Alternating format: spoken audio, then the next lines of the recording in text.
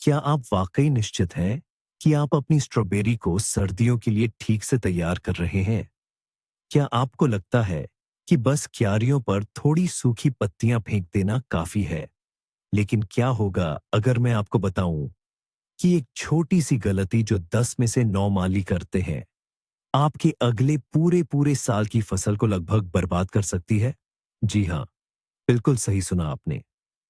आप पूरी गर्मी पौधों की देखभाल करते रहे, लेकिन पतझड़ में एक गलत कदम आपकी सारी मेहनत पर पानी फेर सकता है। इस वीडियो में हम 4 ऐसे मुख्य चरणों पर बात करेंगे जो आपकी छोटी सी क्यारियों को एक असली बेरी फार्म में बदल देंगे। और मेरा वादा है, आपको एक ऐसा राज पता चलेगा जो आपके पौधों को सिर्फ सर्दी से बचाएगा नहीं, बल्कि उन्हें मजबूत, स्वस्थ और इतने बड़े, इतने ज्यादा फल देने के लिए तैयार करेगा कि आप खुद हैरान रह जाएंगे। पूरा वीडियो देखिएगा और आप समझ जाएंगे कि आपका पड़ोसी बाल्टियों में जामुन क्यों उठाता है और आप क्यों नहीं। क्या आप सच जानने के लिए तैयार हैं? इससे पहले कि हम बारीकियों में उतरे, आइए एक पल के लिए सोचें कि आखिर स्ट्रॉबेरी है क्या? ये सिर्फ एक छोटा पौधा नहीं है जो गर्मियों में फल देता है। ये एक बारहमासी पौधा है जिसका अपना एक जटिल जीवन चक्र होता है। वसंत और गर्मियों में यह बढ़ने, फूलने और फल देने में अपनी पूरी ऊर्जा लगा देता है। लेकिन पतझड़ का मौसम इसके जीवन का अंत नहीं, बल्कि लंबी नींद की तैयारी का सबसे महत्वपूर्ण समय होता है। असल में पतझड़ में ही इस छोटे से पौधे के अंदर असली चमत्कार होते हैं। यह फूलों की कलियां तैयार करता है, वही कलियां जिनसे अगले साल रसदार फल निकलेंगे। ये जड़ों में पोषक तत्व जमा करता है ताकि ठंड का सामना कर सके। असल मायने में आपकी अगली फसल वसंत में नहीं, बल्कि अभी पतझड़ में ही आकार लेती है। और हमारा काम इसमें रुकावट डालना नहीं, बल्कि पौधे की इस मुश्किल घड़ी में मदद करना है। जब आप ये समझ जाएंगे, तो आपका हर अगला कदम आपके लिए गहरा अर्थ रखेगा। तो आइए अपनी तैयारी का ये सिलसिला शुरू करते हैं। पहला और सबसे जरूरी कदम है पूरी साफ सफाई। कल्पना कीजिए कि आपकी स्ट्रॉबेरी की क्यारी एक ऐसा घर है जिसे मालिकों के लंबे समय तक बाहर रहने से पहले तैयार करना है। हम सबसे पहले क्या करते हैं? बिल्कुल सही, हम सभी अनावश्यक चीजों को हटाते हैं। हमारा लक्ष्य है सभी पुराने, बीमार, सूखे और लाल पड़ चुके पत्तों को हटाना। वे पौधे के लिए अब किसी काम के नहीं हैं, बल्कि फंगस के बीजाणुओं और कीटों के लार्वा के लिए सर्दियों में रहने का एक आदर्श ठिकाना बन जाते हैं। इसी तरह हम एक एक खरपतवार को भी बेरहमी से उखाड़ देते हैं। ये खरपतवार न केवल स्ट्रॉबेरी से बहुमूल्य पोषण और नमी छीनते हैं, बल्कि मिट्टी को भी कठोर बना देते हैं, जिससे जड़ों को सांस लेने में दिक्कत होती है। एक साफ सुथरी और खरपतवार मुक्त क्यारी ही स्वस्थ स्ट्रॉबेरी का राज है। इस चरण में हम सिर्फ सुंदरता ही नहीं लाते, बल्कि एक असली स्वच्छता अभियान चला रहे हैं जो वसंत ऋतु में होने वाली बीमारियों के जोखिम को कम से कम 50% तक कम कर देता है। अब हम सबसे विवादास्पद मुद्दे पर आते हैं, जो बागवानों को दो खेमों में बांट देता है। क्या शरद ऋतु में स्ट्रॉबेरी के पौधों की सारी पत्तियां पूरी तरह से काट देनी चाहिए या उनकी छंटाई करनी चाहिए? आपने ये सलाह जरूर सुनी होगी, सब कुछ जड़ से काट दो, नई पत्तियां उगाएंगी। तो ये बात गांठ बांध लें, ये सबसे हानिकारक मिथकों में से एक है। सारी पत्तियों की पूरी तरह से छंटाई करना सर्दियों से ठीक पहले पौधे के लिए एक बहुत बड़ा तनाव होता है। इससे वह अपना प्राकृतिक प्रकाश संश्लेषण तंत्र खो देता है और सर्दियों के लिए जमा की गई अपनी कीमती ऊर्जा को नई हरी पत्तियां उगाने में खर्च करने के लिए मजबूर हो जाता है। सही तरीका है चुनिंदा और स्वच्छ छंटाई करना। हम केवल उन पत्तियों को हटाते हैं जो स्पष्ट रूप से बीमार है, जिन पर धब्बे हैं, जंग लगी है, जो सूखी है या जमीन पर पड़ी है। लेकिन झाड़ी के बीच में जो स्वस्थ हरी पत्तियां हैं, उन्हें बिल्कुल नहीं छूना चाहिए। वे एक ढाल और ऊर्जा का भंडार है जो पौधे के दिल की रक्षा करते हैं और भीषण ठंड तक उसे पोषण देते रहते हैं। अपनी बागवानी के बारीक काम के लिए हमें सही औजार की जरूरत होगी। तरांती या लॉन मूवर को भूल जाइए। इस काम के लिए हमारा सबसे अच्छा साथी एक तेज धार वाला सेकटेर या बागवानी कैंची है। धार का तेज होना इतना जरूरी क्यों है? एक कुंद औजार काटता नहीं है, बल्कि पौधे के ऊतकों को कुचलता और फाड़ता है, जिससे खुले घाव रह जाते हैं, जहां संक्रमण आसानी से फैल सकता है। काम शुरू करने से पहले और एक झाड़ी से दूसरी झाड़ी पर जाने से पहले ब्लेड को कीटाणुरहित करना बहुत जरूरी है। कोई भी अल्कोहल आधारित घोल, क्लोरहेक्सिडिन या यहां तक कि पोटेशियम परमैंगनेट का एक गाढ़ा घोल भी काम करेगा। ये कोई वहम नहीं, बल्कि पेशेवर बागवानी की स्वच्छता है। ऐसा करके आप संभावित बीमारियों को एक पौधे से पूरी बागान में फैलने से रोकते हैं। और हाँ, दस्ताने पहनना ना भूले।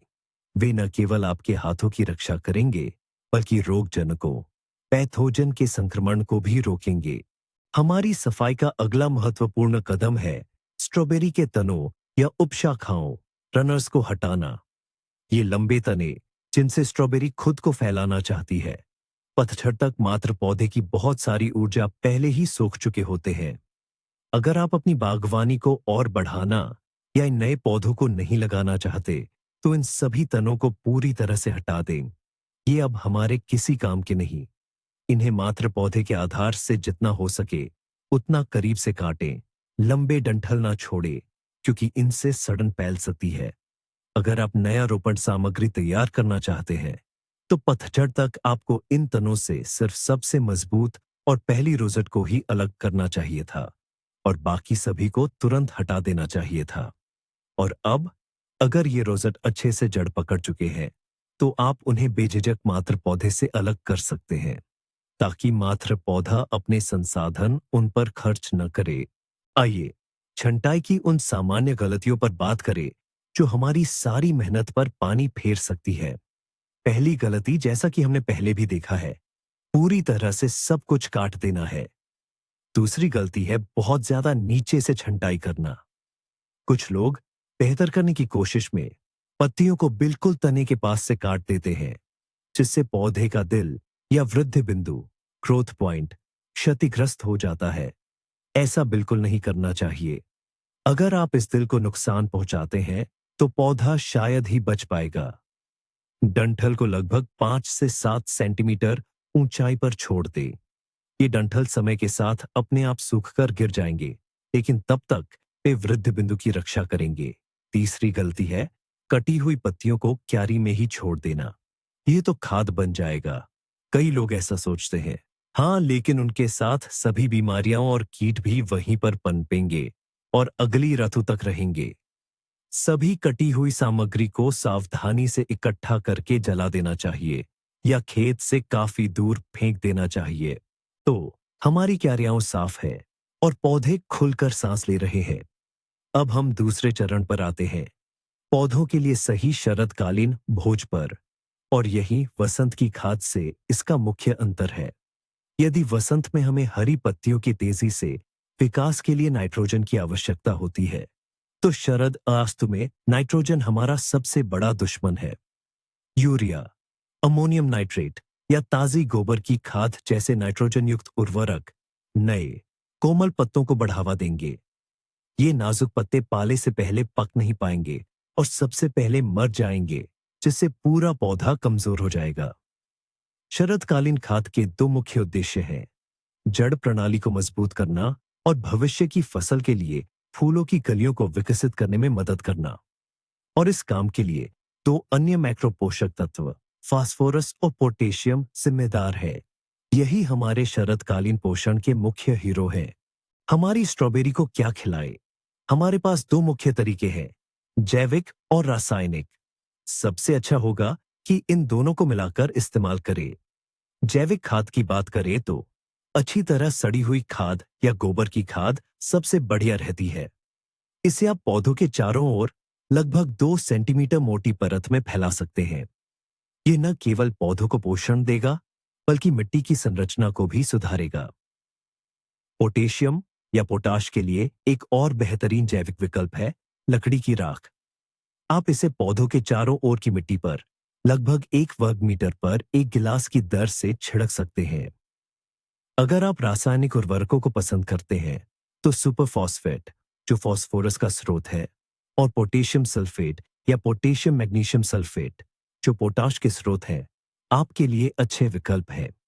आमतौर पर इन्हें सूखी अवस्था में पैकेज पर दिए गए निर्देशों का पालन करते हुए खेत में समान रूप से बिखेर कर और हल्का सा मिट्टी में मिलाकर दिया जाता है।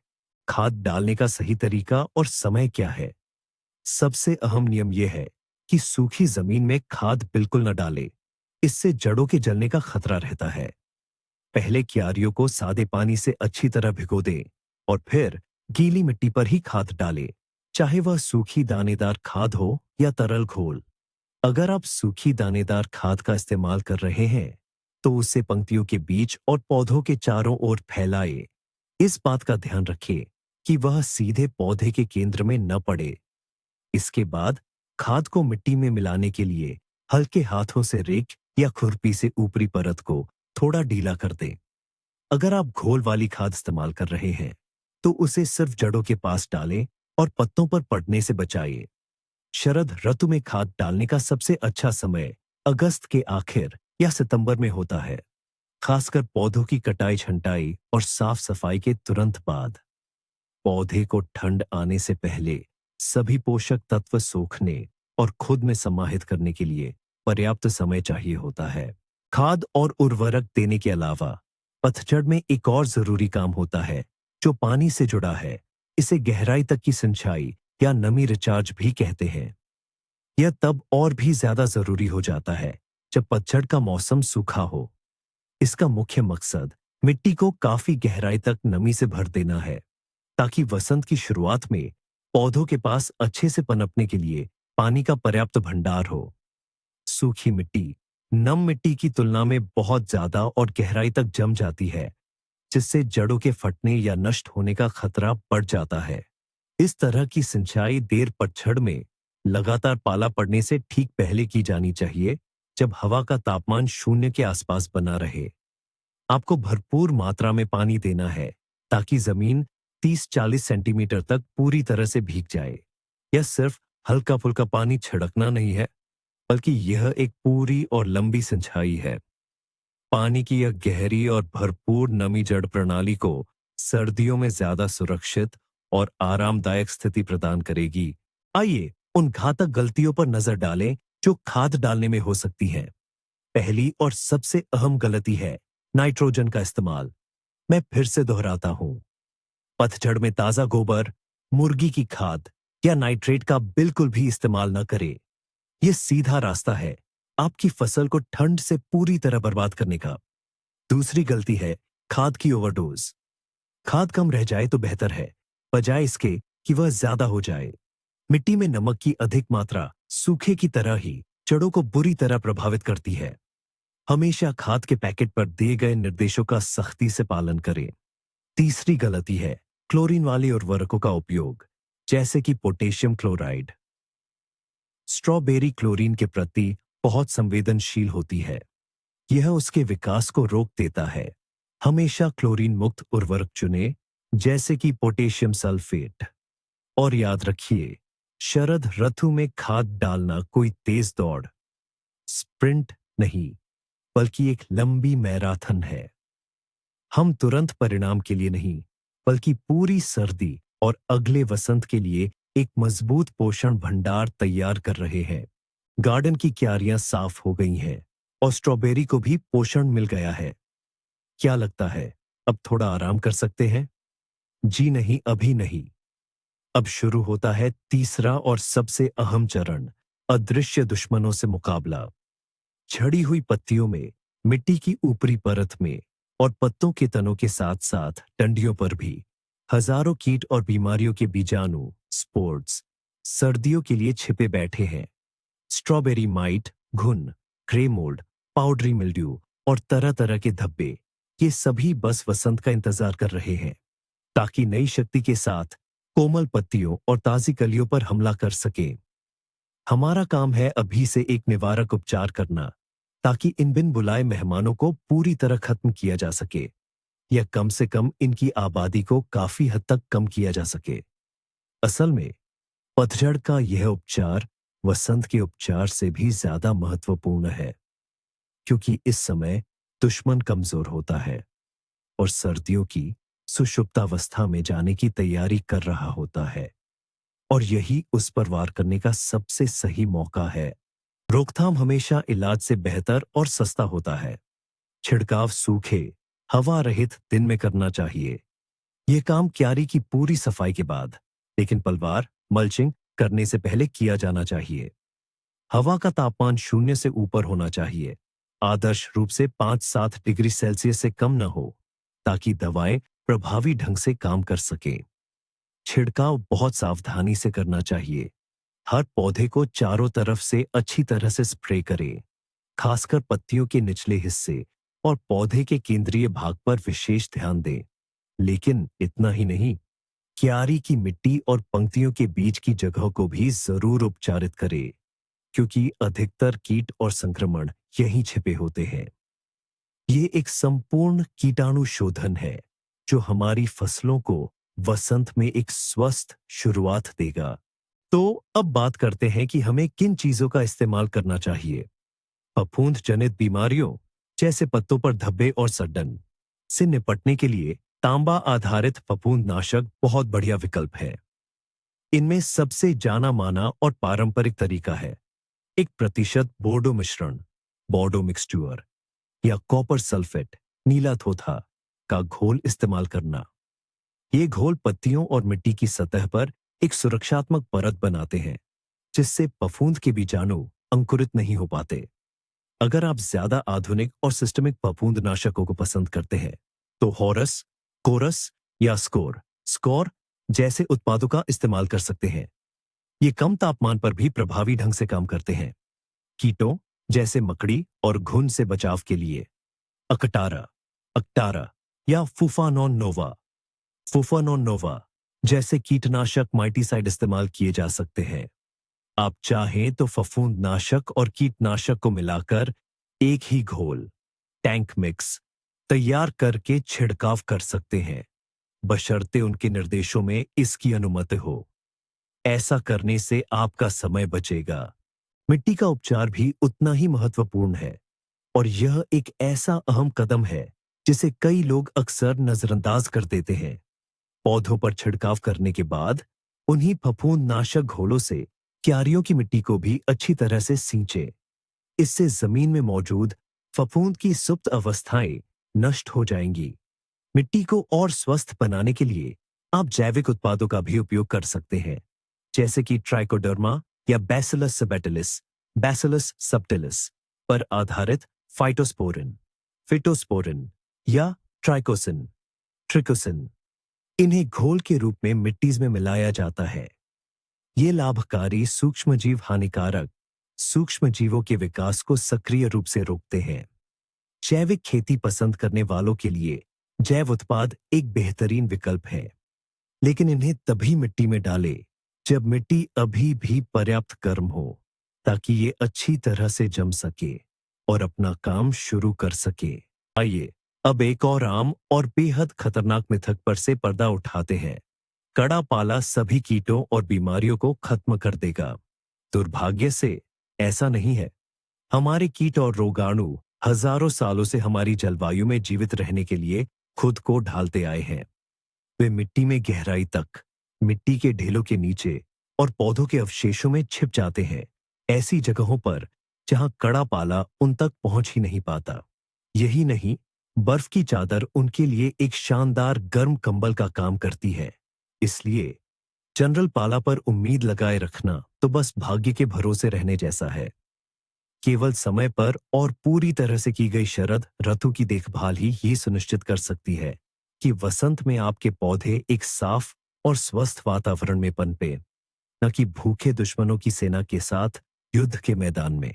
आलस न करे, यह छोटा सा कदम आपको 100 गुना बढ़कर फल देगा। हम लगभग अपने लक्ष्य तक पहुंच गए हैं। अब बस अंतिम चौथा चरण बचा है, पौधों को ढकना। यह ऐसा है जैसे हम अपनी स्ट्रॉबेरी को सर्दियों के लिए एक गर्म रजाई ओढ़ा रहे हों। लेकिन मल्चिंग और पौधों को ढकने का मुख्य उद्देश्य सिर्फ उन्हें गर्मी देना नहीं है।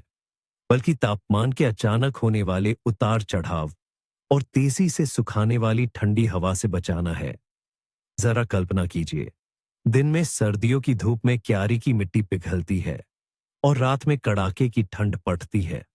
मिट्टी में मौजूद पानी जमता है और फैलता है, जिससे स्ट्रॉबेरी की जड़ें जमीन की सतह पर ऊपर आ जाती है। इस घटना को जड़ों का बाहर निकलना कहते हैं और यह पौधों के लिए बहुत विनाशकारी है।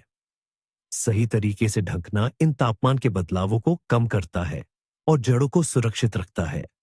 इसके अलावा यह मिट्टी में नमी बनाए रखने में मदद करता है और उन सर्द, बर्फ रहित सर्दियों में पौधों के दिल, उनके केंद्रीय मुकुट भाग को जमने से बचाता है। पौधों को सर्दी से बचाने के लिए किस सामग्री का चुनाव करें? एक आदर्श सुरक्षात्मक परत ढीली, हवादार और सूखी होनी चाहिए। यह दबनी या सड़नी नहीं चाहिए।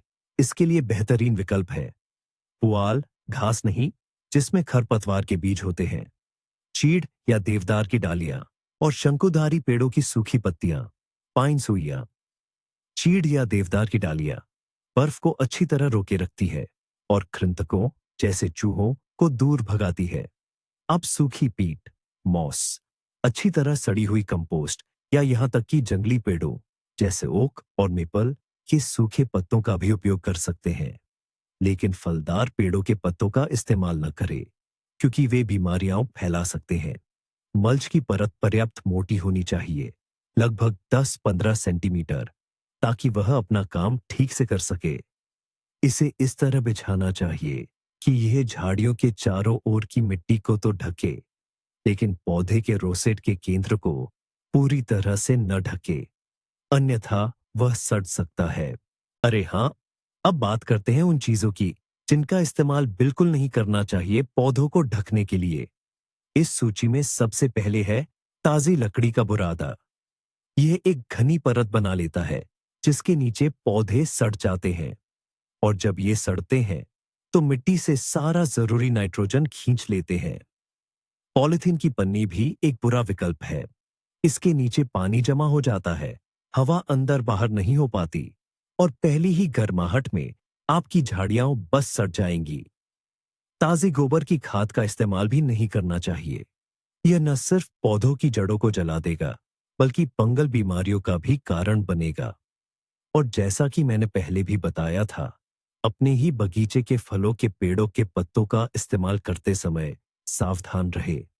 ये पत्तियां संक्रमण फैलाने वाली हो सकती है।